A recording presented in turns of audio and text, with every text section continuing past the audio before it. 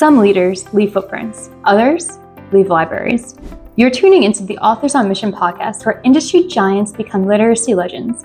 In every episode, we talk with authors who turn their brilliance into books that transform lives. I'm Danielle Hutchinson, your host and Chief Creative Officer at Authors on Mission.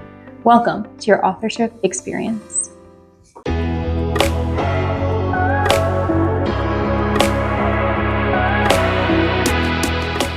Hello, everybody, and welcome to Authors on Mission, the podcast committed to uncovering top-tier insights and strategies from established experts who've achieved remarkable success in their fields. I'm your host, Danielle Hutchinson, Chief Creative Officer at Authors on Mission, and today we're diving deep into the true powerhouse of the real estate world. My guest has over 50 years of hands-on experience as an investor, a teacher, a business owner, and international speaker. He's the president of Vanguard Marketing and Investments and has helped countless entrepreneurs transform their business through his unique mentoring program based on what he calls the 7 secrets of success. So we're going to dive into his books on business, self-improvement, and real estate. And without further ado, please join me in welcoming Dennis Henson to our show. Welcome, Dennis. Thank you, Danielle. I appreciate you having me. Of course. But we love to have people from all different walks of life join our show and discuss the writing process, writing tips, and of course, anything else we can benefit from it. So, I'm excited to learn more about yours. Do you mind just sharing a little bit about who you are and what led you to writing the 7 secrets? I own several businesses.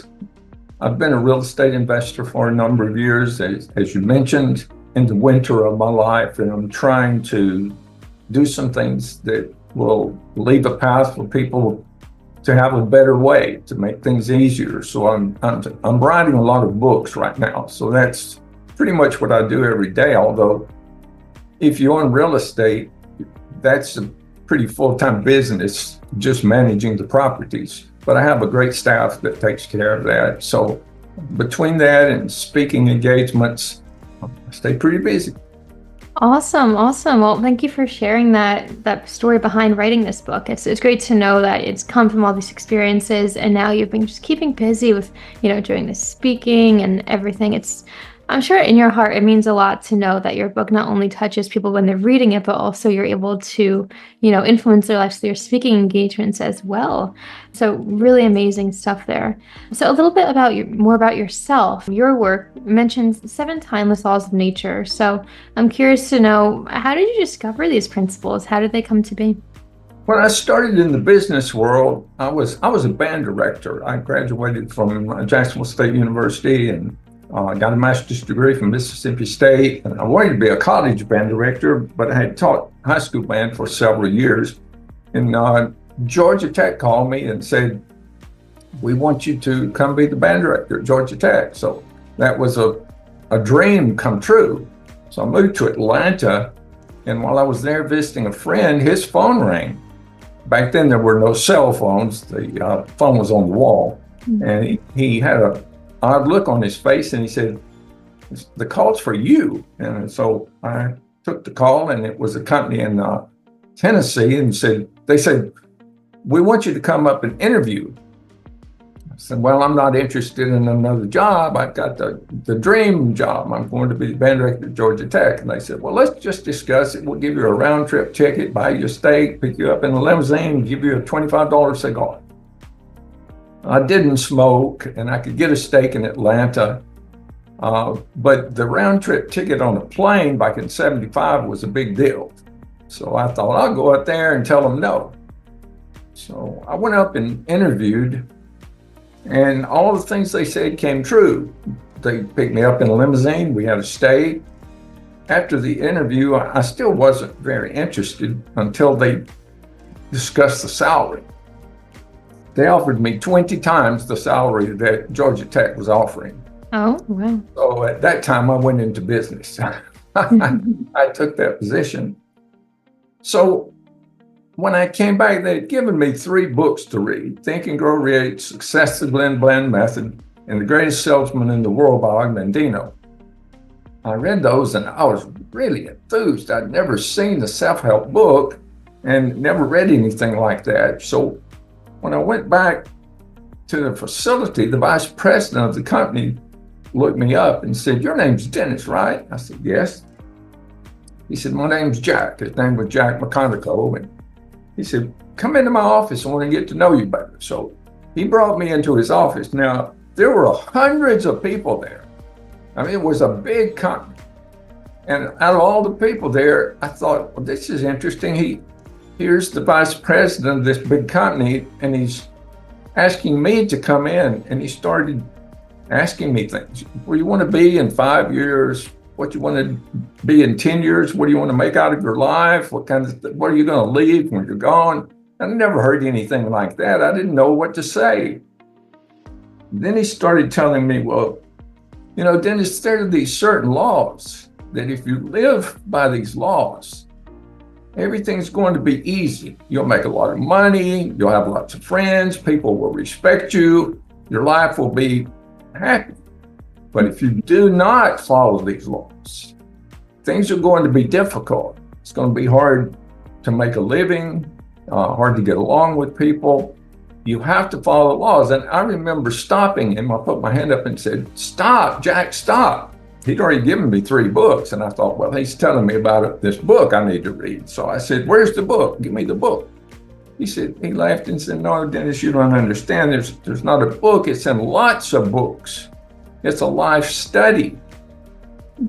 So after I left that, I thought, there needs to be a book. Now, this was in 1975. So I thought, I'm going to find the book. So I probably looked for 10 years. I read lots of different books. I looked for articles.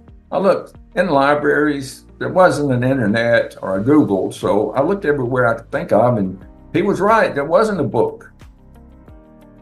So I determined, well, I think I'll write it myself because I'm doing a lot of reading.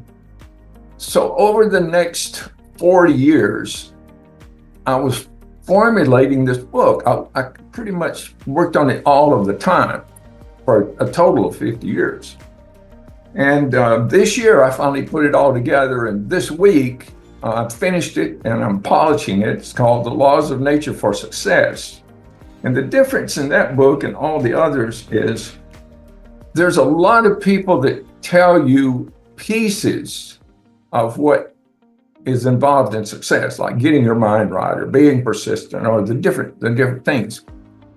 But as far as I can tell, no one has come up with do this first, this next. And I'm ADD, so everything has to be in order for me. I'm obsessive compulsive. So over the years, I'd put a piece in. I said, no, that doesn't fit. I'll take it out. I'll put it in. So to make a long story short, it's going to be a very interesting book so that people can have a dream and say, okay, I would love to do this. Let's say a young person decides, I want to be a veterinarian. So they can take this book, The Laws of Nature for Success, and follow the track, and eventually they'll become a veterinarian or anything else that they want. I mean, it's a pathway, a bridge from where you are to your ultimate dream. Yep. I think it's great that, you kind of came about this idea then, from what I'm understanding, based on the fact that there wasn't something out there already for it. You were offered the advice to check out all of these other books, but there hadn't yet been one written that had those specific ideas in it. So in a way, you filled a need that had to be filled in the world. Would that be correct in saying? That's true. And I've mentioned it to quite a few people. And of all the things I talk about, it seems that book gets the most attention. They say, I want that book, The Laws of Nature for Success. That sounds like something I'd really be interested in. So I'm going out of my way to try to make it interesting in addition to informative. Right. And of course, that's what we all aim for when we're doing our writing. I'm sure anybody listening today finds that as even a challenge that they are working around themselves right now. The balance between presenting information, but then also doing it in a way that is engaging, like you just mentioned. Would you like to speak a little bit about, how exactly you did that in your writing? I'm sure you have like some stories mixed in and some other elements. Would you mind just explaining a little bit what the process was like? Well, there's 7 laws, and for each law, I used the example of someone really, really famous and how they used that law to catapult them into success. And then after that, I have one story. It's of the Wright brothers.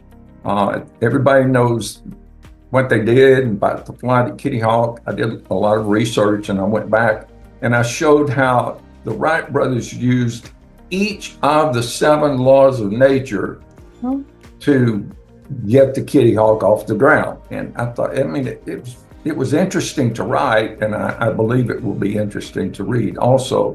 And at the end of the book, it's kind of, here's how to apply them, and I have a test. Are you using them the way that you should? And then another examples of how you can go about using them to achieve whatever it is that you want to achieve. So it's kind of a workbook at the end also.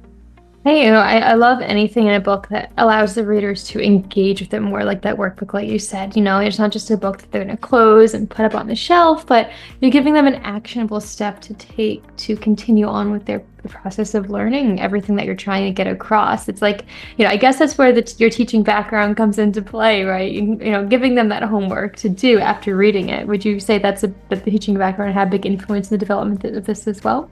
Yes, absolutely. Yeah. I always think, anything that we go through in our lives, helps to build the books that we write when we begin it. So of course, knowing how your students learned and process information, it's very similar to how readers would process it. So, I definitely agree that it was a great step to have in your book. And not to mention, of course, everybody loves hearing about famous people, and, seeing that it can relate to your processes and theories is just another element layered onto it. So really cool stuff. I also understand that you kind of include the metaphor of a genie lamp throughout your book. Is that correct? Well, that's a different book. It is a different book. So The Mystery of the Lamp is an entirely new book as well. So I wasn't sure if they were two separate or if they were intertwined. That's why I made that distinction. I'm very sorry for that. But I'm really interested to know a little bit more about it. Are they both self-help books? Yes. This Real Impact book, you see the lamp? Okay, the reason that the lamp is on the front of the book is because the story of Aladdin actually parallels life. You've probably heard the story of the young man who came into possession of an old lamp, and when he was rubbing the lamp, he found out that it had magic power and it would give him his wishes. And most people just read it and think, well, it's a child's tale. It has nothing to do with reality. But that's not true. So if your listeners and you will go to realimpactbook.com, the very first tab says The Mystery of the Lamp. And it tells the story of how the lamp parallels life. And one of the main reasons that it does, I'll just give that one away, is when the genie comes out to talk with Aladdin, the genie says, Aladdin, you can have anything. What do you want?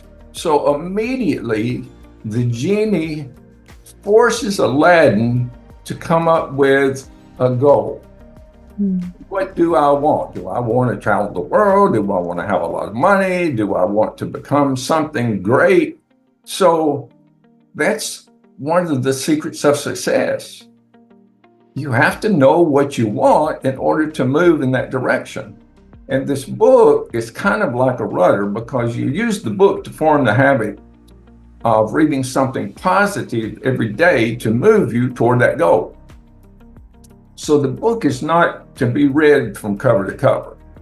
It's to be read a little at a time, sipped like fine wine. It has long stories, short stories, poems, quotes, and then a list of books in the back, powerful books that I've read over the last 50 years, and I put them in priority order.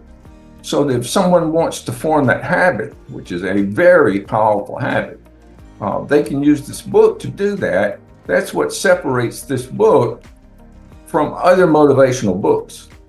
So first off, thank you for, explaining a lot about that. And also, I really like that you do have, multiple other books and resources at the end of your book too, because, any good author knows you can't just be in a little bubble. You have to branch out and, kind of make connections with other authors. So it's great that you have those additional resources because in a way you're, connecting your book to others and offering more for your readers to explore on the topic, which is really cool. Sort of driving back into the content here, you always are writing about daily habits, right? So do you face a lot of misconceptions with that, about misconceptions related to the daily habits that lead to big results?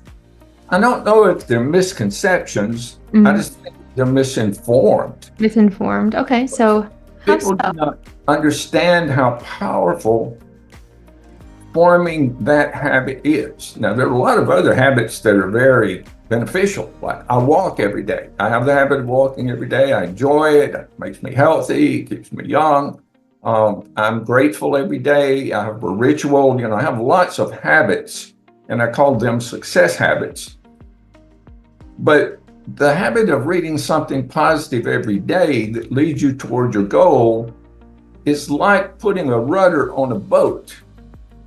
If a boat is out in the middle of the water and has no rudder, it could have the most powerful engine. It could be, decked out with all of the most fancy stuff. It could just be the greatest boat in the world, but without a rudder, you ain't lucky if you even get back to port. I mean, you're not really going anywhere. With a rudder, you can take that beautiful boat and travel the world and visit beautiful destinations. So how is this book like a rudder? Well, if you're going to read something positive every day that leads you toward your goal, you have to first have a goal. And then every day the book will remind you. You see, the human mind goes in 1,000 directions. You wake up one day and think, well, what am I going to work on today? Well, that's the wrong question. If you have a definite purpose, a burning desire, then you know what you're going to work on every day. It's going to be that. And reading a little bit to educate and motivate yourself toward that direction is going to get you there a lot faster than if you just haphazardly check into what works and what doesn't. Understood. So it sounds like there's a level of being intentional and purposeful. Would you agree with that? I agree. Oh, absolutely. Yes. Yeah. Of course. And I see that a lot in what you're saying is that, everything that you have in your book is intentional, be it those interactive elements that you mentioned before, or just, like the quizzes at the end, the additional resources, like everything in your book gives the reader something interactive and intentional to do, like we just said. So, sort of diving into more about the writing process for your book. I mean, for instance, you've been from multiple business ventures, speaking engagements to mentoring. First off, what was it like to then transition into author as a new role? Was there a certain writing routine that you used in writing the book? It was rather easy because back in 2005, I was investing in real estate, and I had two real estate investor groups. I started one in Arlington and one in the HEB, Hurst Bedford area. And one of the members of the group came up to me and said, Dennis, I'm about to retire and I want you to teach me, mentor me. He said, I'll pay you. And I said, well, no, I don't have time. I've got this really active real estate business and I have these groups and I just really am not interested in teaching you one-on-one. And he said, well, let me take you out to lunch and we'll talk about it. So I told my wife, I'm going to tell Mike I'm not going to do this. I don't have time. I'm not interested. So we went out to eat. After we ate, he had a coat on like this. He reached in his pocket and pulled out a checkbook and handed it to me and said, here, fill this in. And I said, do you mean the amount? And he said, yes. So I thought, well, I'll write an amount here that he won't pay. And then I won't have to argue with him about whether I'm going to teach him anymore. So I wrote down this tremendous amount, I thought.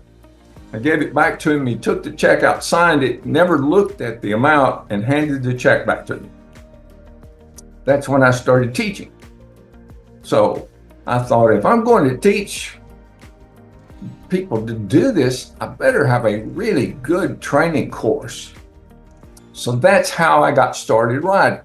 I wrote a training course for real estate investors. And my students were really super successful. So after I retired from teaching, I thought, well, it's a shame for all of that work to go to waste. So I just converted it into books. So I have a series of real estate investing books, The Royal Flush of Real Estate, How to Get Started Investing in Real Estate, the 5 M's, which are the skills, 66 Ways to Find Deals, All the Money You Will Ever Need. So it's a series. And if people want to read that, and I kind of cut my teeth on writing those because I was really a terrible writer. I really was. I'd bring in proofreaders and they'd pull their hair out. It just had so many difficult things. So then I discovered Grammarly, and that solved a lot of problems. If you're brand new and you haven't done anything, I used Grammarly for a couple of years, and then now I use Gemini. I write everything, and then I give it to Gemini. I say, here, correct the grammar and spelling errors and make comments on how I might be able to improve. So I use AI some. I actually write the stuff myself, but I let AI help me refine it, which is, it's kind of a fun process. Understood. And, one thing I want to touch upon, which maybe we talked about before, is, the idea that you thought you were such a terrible writer. But you know what? Everyone might have that fear in the beginning, but like you mentioned, it's all about learning from those editors and those proofreaders and going through those multiple iterations until you get the book to exactly where you need it to be. So I guess that's a whole other part of the process as well. Did you find that as like a struggle, or I'm guessing, overall you're able to learn from that as well? Is that correct? Here's how it is. If you have a burning desire to do something, it may be a struggle, but it's a fun struggle. So when I was in high school, I was a terrible student. I was dyslexic, had ADD, attention deficit. I was just a terrible student, and I didn't want to be in class. We were poor. My father was a disabled veteran from World War II, and we lived on a pension, a veteran's pension, which was not very much money. So we didn't have much money. I had poor grades. I didn't like school. Most of the people that went to the little school that I went to didn't go to college. I had never even thought about going to college. So it wasn't something that was probably going to happen until one day I went to school, and about lunchtime, the intercom said, well, we're going to have assembly this afternoon. Now, I was a band member. I enjoyed being in the band. I was too little to play football. If I had been bigger, I would have been a football player, but I wasn't. So I played the drums in the band, and I loved the drums. So the assembly turned out to be a college band. And I went and listened. I thought, oh, that's pretty good. Yeah. And then after that, the band director turned around and said, well, we brought a little treat. We brought our marching drum section with us, and they're going to put on a little presentation. So we were in the gym. They got out in the middle of the gym floor, and the first thing they did was reached in their pocket and put on a pair of sunglasses. And I thought, oh my goodness, this is going to be good. And it was. I don't know. Have you seen the movie Drumline from 2002? I think I have some recollection of that. I couldn't quite say I remember exactly, but I'm assuming it was a little bit like the scene in that movie. Well, that Drumline in 2002, those guys were doing some of the same things that I was watching back in 1963. And when I saw that, my head just exploded. I thought, I have got to be in that. I mean, that's the greatest thing I've ever heard in my life. So I went to my band director and said, how do I get in that drum section? And he laughed and he said, well, you have to go to college. And I was shocked. College? He said, yeah, with your grades, they're never going to let you in college. So I said, well, if I change my grades, you think I can be in that drum section? And he said, well, if you don't, you never will. So I went and talked with all of my teachers.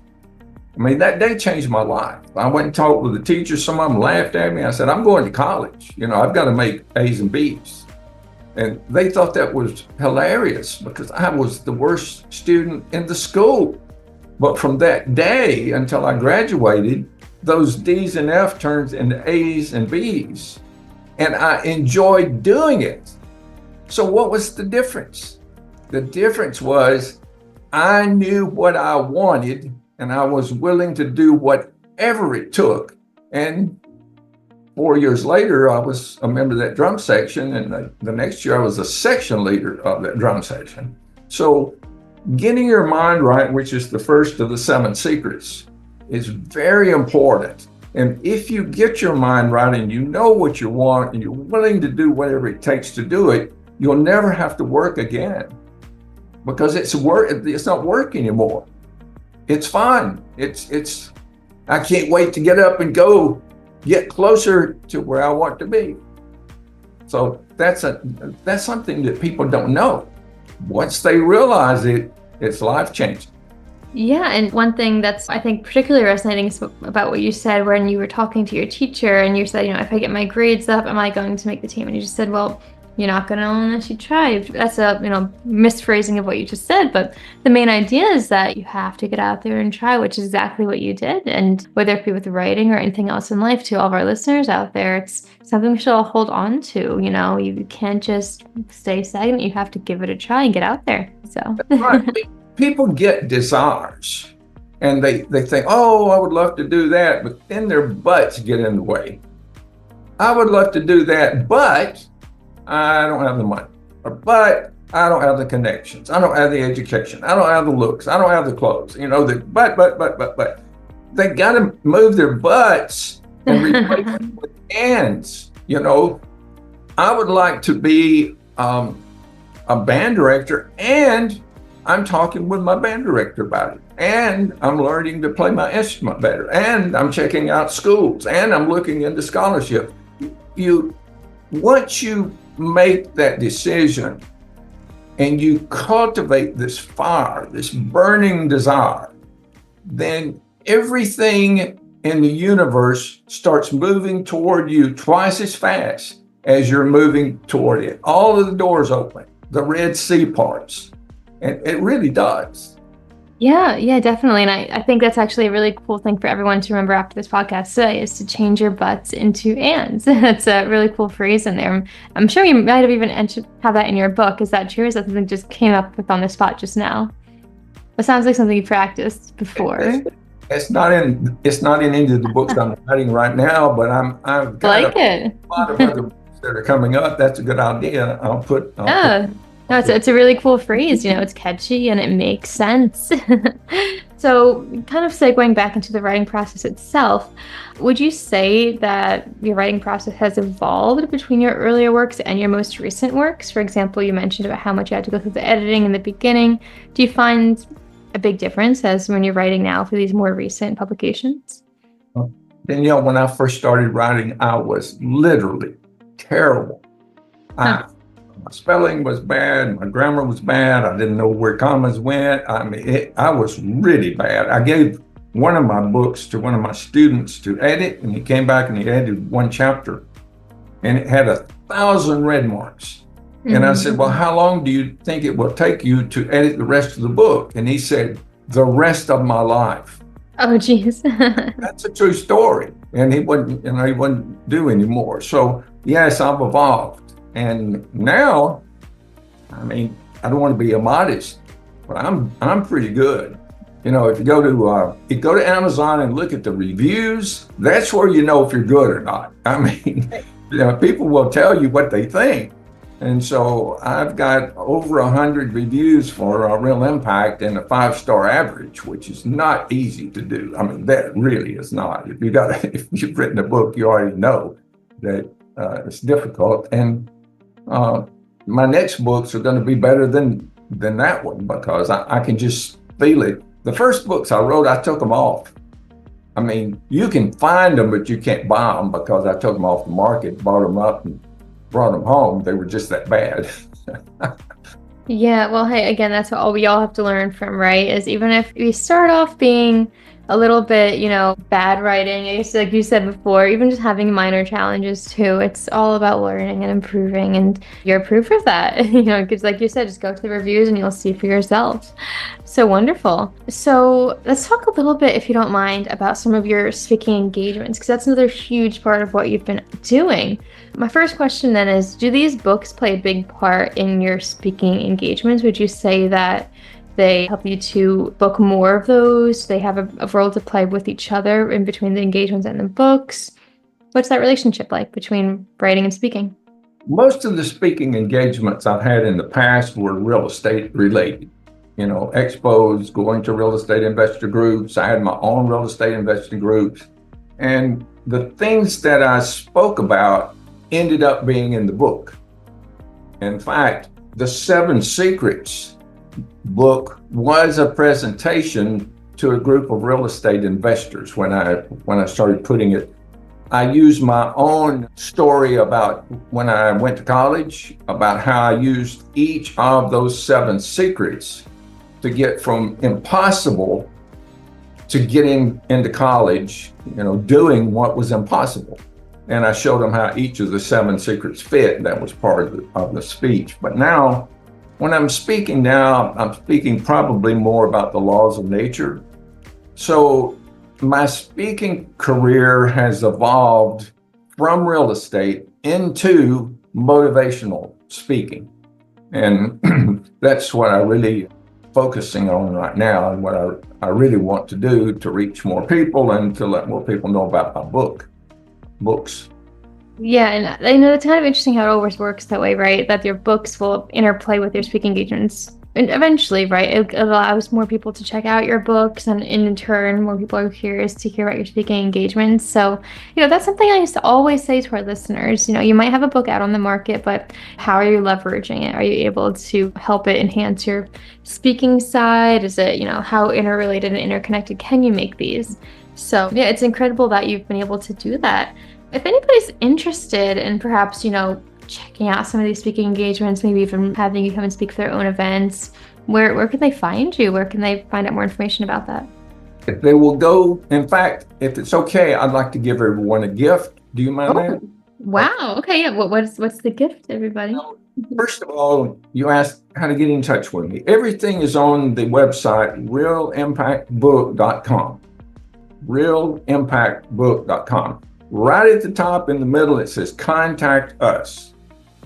That has my phone number, has my email address, has my home address. I'm very easy to get in touch with. So you can pick the phone up and call me. If you need some help, I'll help you out. So that's how you get in touch with me.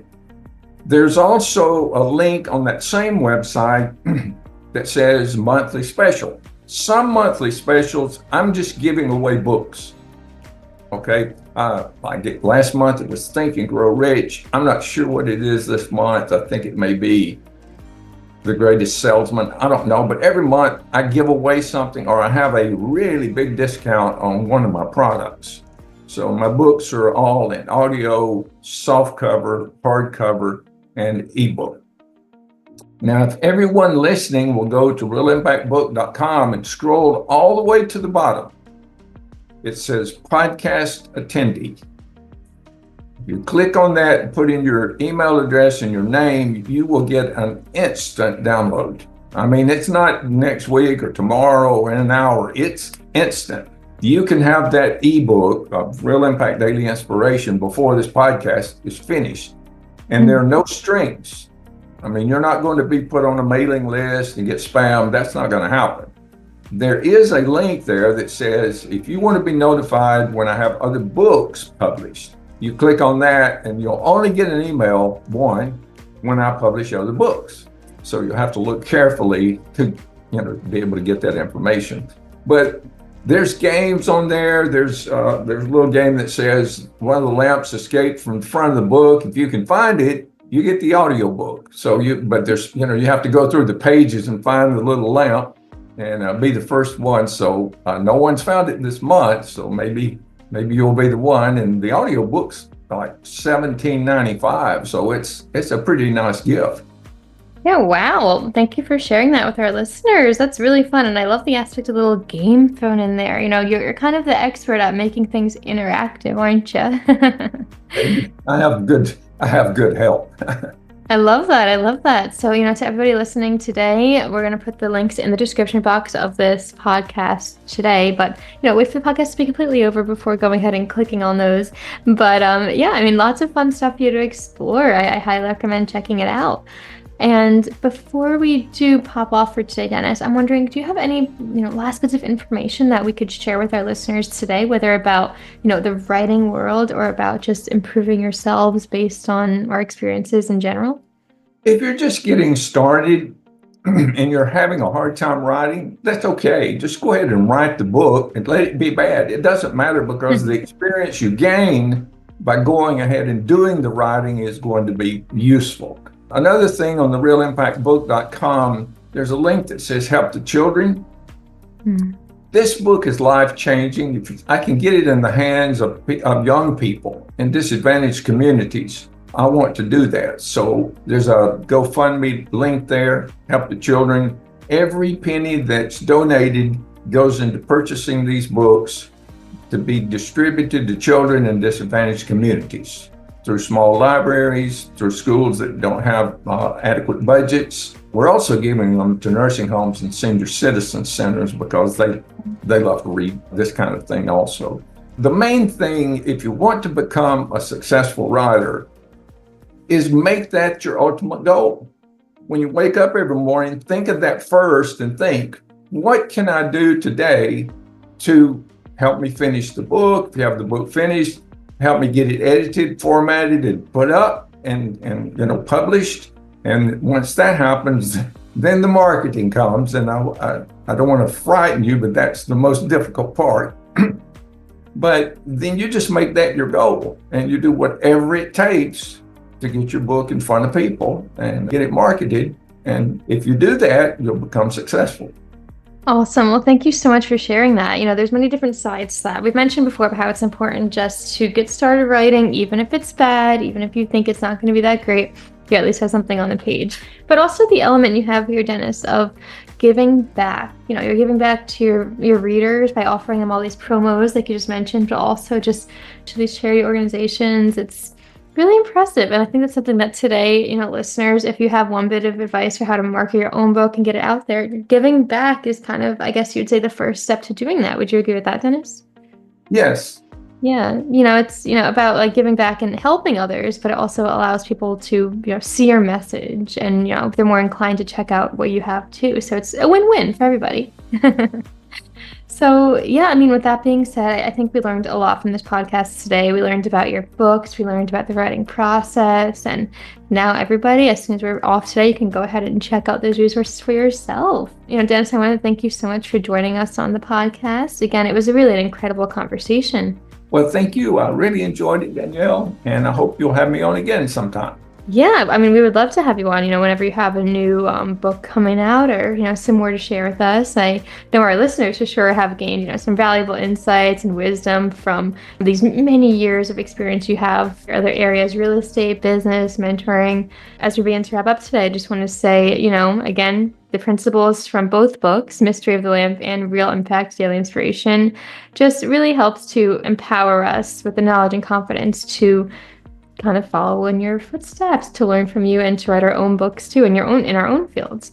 So everybody, again, check out Dennis's books to learn more about implementing these powerful principles in your own life. And until next time, keep pursuing your mission with purpose and passion. We'll see you next time on Authors on Mission podcast. And thanks again.